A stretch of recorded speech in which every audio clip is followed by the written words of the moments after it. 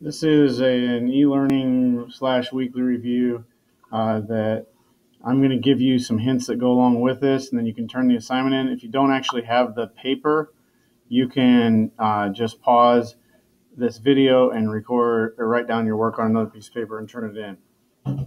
Okay, so just going through this kind of quickly. This is reviewing things from the beginning of the year, from recently, just some general help reminders. Okay, so when you have an equation like this, when we distribute, before you try to solve, combine your like terms. Other than that, I think you can finish it.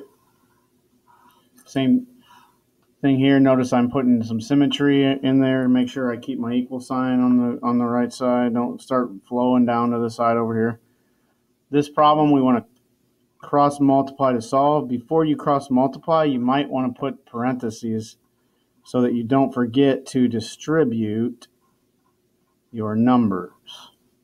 And then solve from there, variables on one side, numbers on the other. Okay, it says do not solve 4 and 5, so we're just talking about setting it up. The sum of two numbers is 26. A couple things to remember, is means equals. We're doing the bun strategy. When you look at this problem, I just see equals when I'm working my way through it, but when I get to the end, find each of the numbers. We're finding the numbers. There's nothing special about the numbers, but when you get stuck on these problems, just pick two variables and go with it. First number, second number. And then you can go back and try to figure out your equations, but if you sit here and just stare at it when you get stuck, it's not going to help anything. Okay, so my two numbers, we did lots of these in class. I'm going to leave it out there, but define your variable. It will help you on the harder problems. Perimeter of a rectangle is 62. I'm on my way reading here. Equals. Length equals 1 more than twice the width. Find the dimensions. So I make a picture every time I do this, and I put length and width because there's going to be a problem that comes around. You can call it X and Y if you want. There's going to be a problem that comes along later on where maybe you're not finding one of these sides. So length and width, length and width. You can memorize the formula for perimeter if you want, or you can just get it, perimeters around the outside. So this is the perimeter formula, L plus W plus L plus W equals 62. And then there's my L equals 1 more than. Okay. Write the equation of the line. Remember our steps. Start out with y equals mx plus b. Plug in the slope. Hesitate. Don't plug everything in at once. Plug in the slope. Then put your point in and find b. And your final answer is always y equals negative x, and then whatever you get for your b value there. Every time you find the equation of a line, this is how you do it. Y equals mx plus b, and you say, I don't have the slope. This one over here, they gave me the slope. So I need to use my slope formula to find the slope. Find the slope, plug it in, take one of the 2 points, plug it in, it's all for b. Do those steps separately, not all at once. Okay, more hints. Remember, if you're working on this assignment, just pause at home and you can keep on going. Okay? Solve the compound inequality. The best way to make sure you don't slip up here is to write this as an and separate it into 2 parts. And so for and, whatever you get for this inequality and whatever you get for this inequality, the and, they have to overlap. It has to be both. If it's or, you can graph either one of them individually and then put them together on the same graph. Things to remember, watch out when you divide by a negative. If you have 2x is less than negative 4, that's not dividing by a negative. But if you have negative 2x is less than 4, you would divide by a negative, which switches the inequality. It also switches sign over here.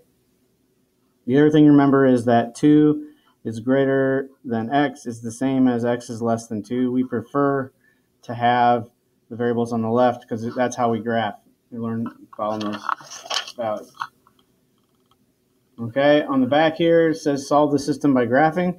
Normally you would solve this system by elimination. It's lined up perfectly for elimination. But if you have to, if it asks to solve by graphing, you need to solve this equation for y.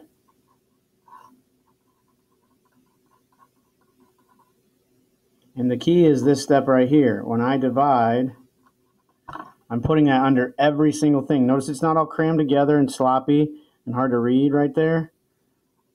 Yeah.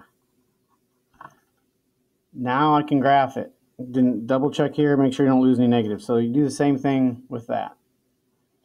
Solve the system of inequalities by graphing. Same thing, we graph both of them. Remember that greater than and greater than or equal to mean shade above.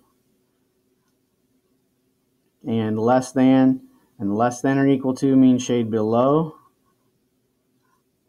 Okay, and these two are dashed. And these two are solid. So you basically graph, and everything that overlaps is your answer. So I always graph with like lines going this way, and then the other one might have lines going this way, and wherever there's double lines is your final answer. Just some more elimination substitution questions.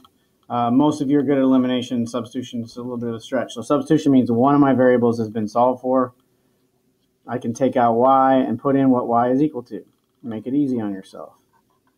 If it's set up to solve for substitution, it's going to be a lot easier to solve that way. Same thing here.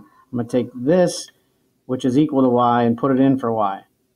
If you don't have to solve, you can solve any method, and you like elimination better, you can add 2x to both sides. So now I have 2x plus y equals -5. And now I can solve that by elimination. I had an extra step in there, but you can do that. Just like down here, if you want to solve by substitution, you can. I don't recommend it here, but right here you could do substitution. You could solve this equation for y. And plug it back in for y right there if you like substitution better. Okay, so go ahead and finish this up. Those are the hints. You can also email if you have questions on how to do these different problems.